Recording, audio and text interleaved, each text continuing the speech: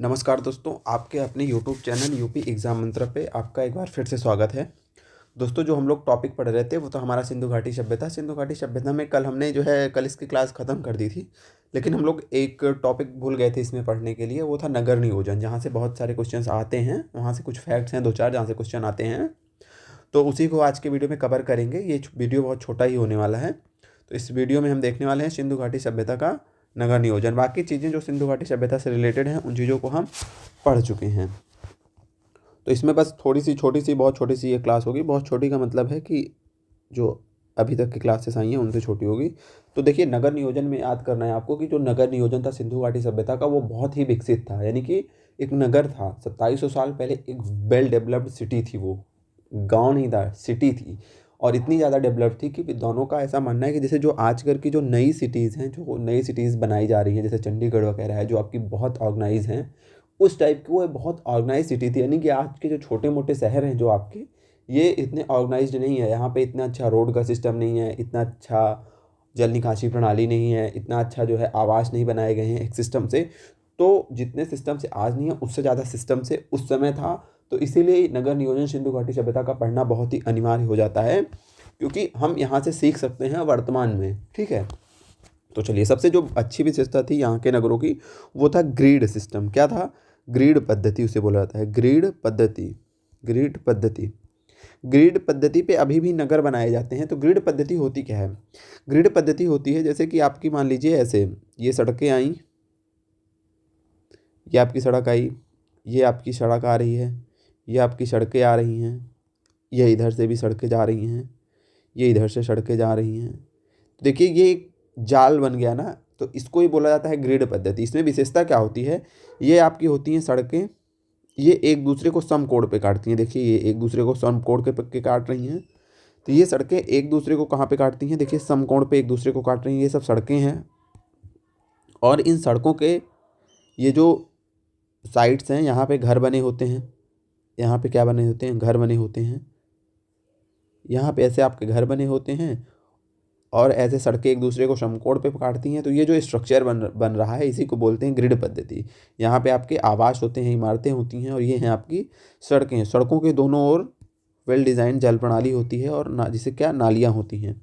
तो ये जो स्ट्रक्चर बन रहा है, इसी को बोला जाता है ग्रिड पद्धति में नगर नियोजन। ठीक है, तो ये आपका ग्रिड पद्धति हो गया। उसके बाद इस ग्रिड पद्धति में आपको याद रखना है। चलिए, अगला पॉइंट देखते हैं। अगला पॉइंट है कि अच्छा, आपको एक पॉइंट और याद रखना है, इसको नोट डाल के लिख लीजिए कि जो सिंधु घाटी सभ्यता पे, यहाँ पे आपको पक्की ईंटों का प्रयोग मिला है। हर जगह क्या मिला है? पक्की ईंटों का प्रयोग ही हुआ है।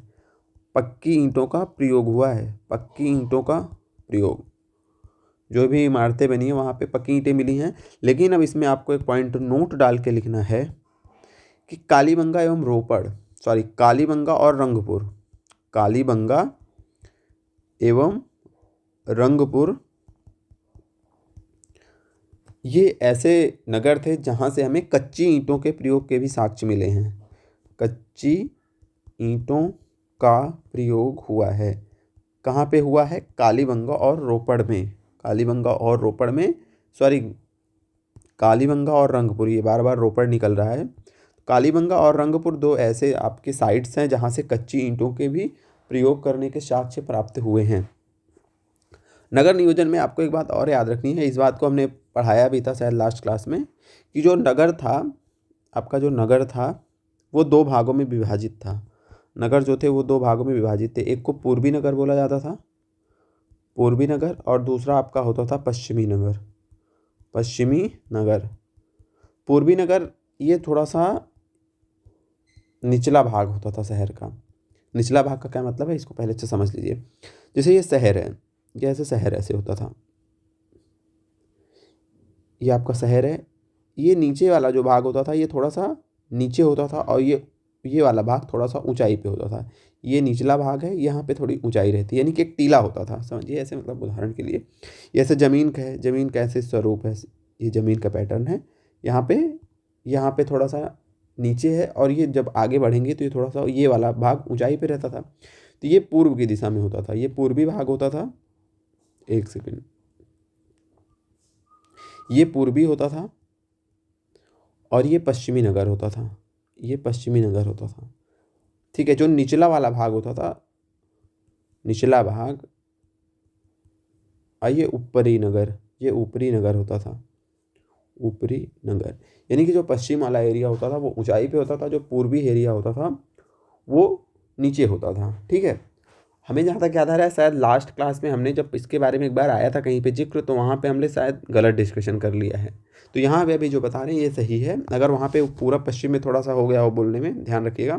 तो ये याद रखिए, जो पश्चिमी भाग है वो ऊंचाई पे होता था, जो पश्चिमी भाग है, पश्चिमी नगर है वो ऊंचाई पे होता था, जो पूर्वी नगर है वो नीचे होता था।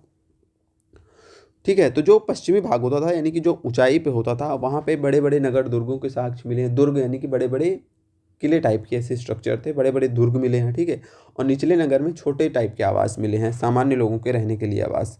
तो इसमें ऐसा एक कॉन्सेप्ट है कि मतलब विद्वान कहते हैं कि जो ऊपरी नगर रहता था वहाँ पे जो शहर के जो नगर में निवास करने वाले धनाढ़ व्यक्ति होते थे, व्यापारी वर्ग होता था, पुरोहित वर्ग होता था, यानी कि जिसका उस नगर में जो प्रभावशाली लोग रहते थे, जिनका कि शासन प्रशासन में महत्वपूर्ण योगदान था, वो उचले ऊपरी नगर में यानी कि पश्चिमी भाग में रहते थे, ऊपरी नगर में जो ऊंचाई वाला क्षेत्र था। और जो पूर्वी नगर था, सॉरी जो पश्चिमी नगर था, वहाँ पे कौन रहता था, वहाँ पे जो धनाढ़ व्यक्ति रहते थे, जो शासन प्रशासन संचालित करते थे, यानी कि जिनका उस शहर उस नगर में प्रभुत्व रहता था, प्रभावशाली वर्ग था, वो ऊपरी नगर यानी कि पश्चिमी भाग में रहता था। पूर्वी भाग में कौन रहता था, पूर्वी भाग में आम जन, किसान, मजदूर, जो आम लोग थे वो पूर्वी भाग में रहते थे। ठीक है, वो पूर्वी आपका निचला भाग हो गया, पश्चिमी क्या हो गया, पश्चिमी ऊपरी नगर हो गया, ऊपरी नगर या नगर दुर्ग इसे बोला जाता था। ठीक है, चलिए पक्की ईंटों का प्रयोग देख लिए, शहरों का विभाजन देख लिए। अच्छा, जो ईंटें होती थी उनका रेशियो पूछता है कि उनकी लंबाई, चौड़ाई और मोटाई जो होती थी उसका रेशियो क्या था। तो उसको आपको याद रखना है कि 4:2:1 इसमें ईंटें बनी होती थी, लंबाई, चौड़ाई और इसकी मोटाई का ये अनुपात होता था। यहाँ पे हमने देखा सड़कों की क्या हमने विशेषता देखी, जो सड़कें थी, सड़कें अभी जब ग्रिड पद्धति में हमने क्या देखा कि जो सड़कें थी वो क्या करती थी, वो समकोण पर एक दूसरे को काटती थी। सड़कें समकोण पर एक दूसरे को काटती थी, समकोण पर एक दूसरे को काटती थी, एक दूसरे को काटती थी। इसको आप लोग लिख लीजिएगा। देखिए ये सड़कें हैं ना, ये एक दूसरे को कहाँ पे काट रही हैं, ये एक दूसरे को, ये एक सड़क इधर से गई है, एक इधर से गई, सारी सड़कें एक दूसरे को समकोण पे काट रही हैं। ठीक है, और याद रखना है आपको, जो यहाँ पे घर बने होते थे, जैसे आपके यहाँ पे क्या बना है, ये आपके घर बने हुए हैं।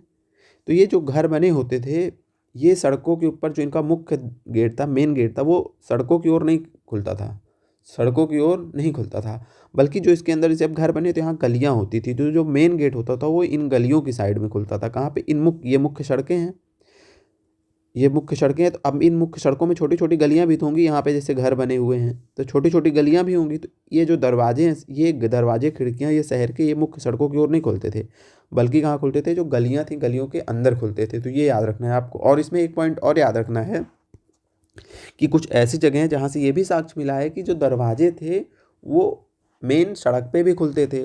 बट अभी ये याद रखना है आपको कि जो खिड़की, दरवाजे कहाँ पे, मुख्य सड़क पे नहीं खुलते थे, मुख्य सड़क पर नहीं खुलते थे। कहाँ खुलते थे, गलियों में खुलते थे, गलियों में खुलते थे।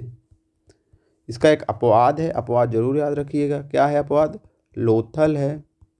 लोथल है ऐसा नगर है जहाँ की मुख्य सड़क पर दरवाजे और खिड़कियाँ खुलती थी, दरवाजे एवं खिड़कियाँ खुलती थी, खिड़कियाँ खुलती थी। उसके बाद जो अगली विशेषता है, यहाँ की जल निकासी प्रणाली है। क्या है, जल की व्यवस्था है। ठीक है, तो जल निकासी प्रणाली या फिर यहाँ जल की क्या व्यवस्था थी, कैसे लोगों को पानी मिलता था, यूज़ करते थे कहाँ से, और कैसे उसका ड्रेनेज सिस्टम क्या था, जो वेस्ट तो होता था वो कैसे निकलता था। तो यहाँ पे याद रखना है आपको कि जो सभी लगभग सभी घरों में कुओं का साक्ष्य मिला है। किसका साक्ष्य, कुओं का साक्ष्य, कुआं मिला है हर घर में।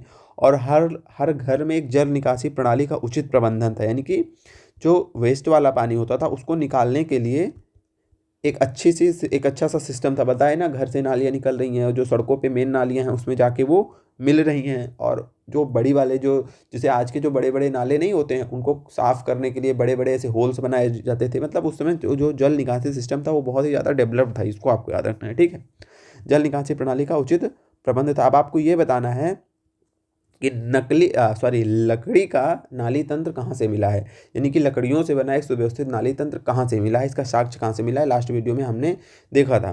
ठीक है, और यहाँ से कुछ सामूहिक भवन भी मिले हैं, जिसके बारे में हमने लोगों ने देखा है। मतलब सामूहिक भवन बड़ी बड़ी इमारतें हैं जिनके बारे में हमने देखा है कि स्नानागार है, बताइए कहाँ से बृहद स्नानागार का साक्ष्य कहाँ से मिला है, आपको बताना है। इसको हमने डिस्कस किया है। अन्नागार था, अन्नागार को याद रखना है कि ये सबसे बड़ी इमारत थी, ये सिंधु घाटी सभ्यता के जितने स्थलों में मिली इमारतें हैं उनमें से सबसे बड़ी इमारत थी अन्नागार। ठीक है, बड़े बड़े सभागार मिले हैं। एक बात यहाँ पे भी नोट डाल के आप लोग लिखिए, नोट डाल के, कि जो जैसे हमने वही डिस्कस किया कि हर जगह कुएं मिले हैं ना, लेकिन दो ऐसे जितने अपवाद हैं आप लोग इनको याद रखिएगा, पेपर में यहीं से क्वेश्चन आता है। आपसे पूछेगा कि आपने पढ़ लिया कि हर जगह मिले हैं कुओं के साक्ष्य, लेकिन याद रखना है कालीबंगा और जो था कालीबंगा, यहाँ के जो घर थे यहाँ से कुएं के साक्ष्य नहीं मिले हैं। कुएं के साक्ष्य, घरों में कुएं का साक्ष्य नहीं मिला है, आपको ये चीज़ याद रखनी है। ठीक है, तो आज हमने क्या देखा, आज बस आपको इतना याद रखना है, इससे ज़्यादा कुछ नहीं याद रखना है। जो और भी इससे रिलेटेड पॉइंट्स हैं वो हम लोगों ने डिस्कस कर लिया है। तो जो सबसे इंपॉर्टेंट आपको, चलिए एक बार रिवीजन करते हैं। क्या पढ़ा हमने नगर नियोजन में हमने देखा कुछ सिंधु घाटी सभ्यता का नगर नियोजन था, यानी कि नगर कैसे बसाया हुआ था। तो जो किस पद्धति पे नगर को जो है बसाया गया था, तो वो जो पद्धति थी वो ग्रिड पद्धति थी।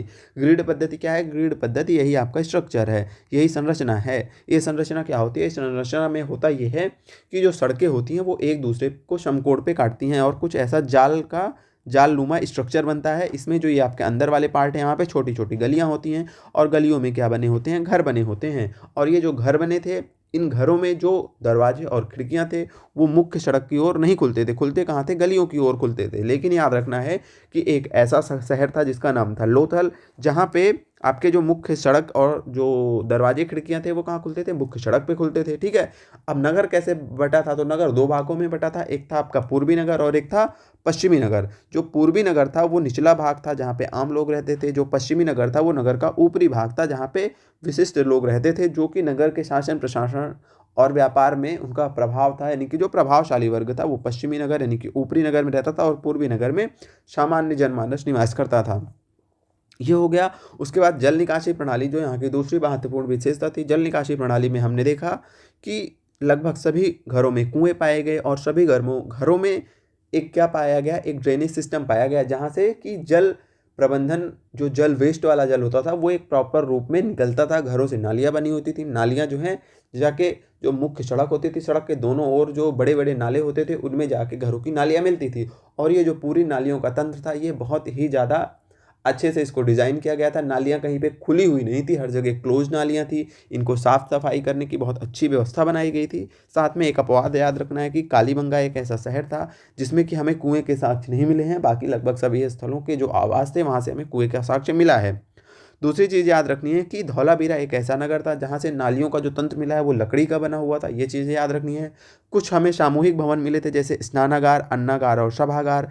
अब आपको कमेंट करके बताना है कि स्नानागार और अन्नागार मिला कहाँ से था। स्नानागार जो था ये बहुत ही महत्वपूर्ण स्थल था, यहाँ का बहुत ही महत्वपूर्ण स्थल था, किंतु जो अन्नागार था वो यहाँ की सबसे बड़ी इमारत थी। इसी के साथ आज हम सिंधु घाटी सभ्यता के सभी पॉइंट्स को, सभी आयामों को कवर कर चुके हैं। अब आपको जाके प्रीवियस ईयर क्वेश्चंस लगाने हैं, चाहे यूपी पीएससी के प्रीवियस ईयर क्वेश्चन लगाइए या यूपी ट्रिपल एससी के। आप लोग देखेंगे कि 95% प्लस क्वेश्चंस जो हैं इसी क्लास से आए होंगे, इससे बाहर के क्वेश्चन नहीं आएंगे और आगे के एग्जाम्स में भी इससे बाहर के क्वेश्चन नहीं आएंगे। तो आप लोग इसको अच्छे से पढ़ लीजिए, कवर कर लीजिए, नोट्स बना लीजिए, PYQs लगा लीजिए, उसके बाद आपका ये टॉपिक कंप्लीट हो जाएगा। अब आज कमेंट करके बताइए कि पूरी सिंधु घाटी सभ्यता आपको पढ़ा दी गई, पाषाण काल आपको पढ़ा दिया गया, कंटेंट आपको कैसा लग रहा है। कंटेंट अच्छा लग रहा हो तो कमेंट करिए, शेयर करिए और चैनल को सब्सक्राइब करिए। तो दोस्तों मिलते हैं किसी नई क्लास में। आज का वीडियो देखने के लिए बहुत बहुत धन्यवाद। आज की क्लास छोटी है क्योंकि यही छोटा सा टॉपिक बचा था जिसको पढ़ाना था। ठीक है, तो मिलते हैं नई क्लास में। अब देखिए किस क्लास को हम शुरू करते हैं।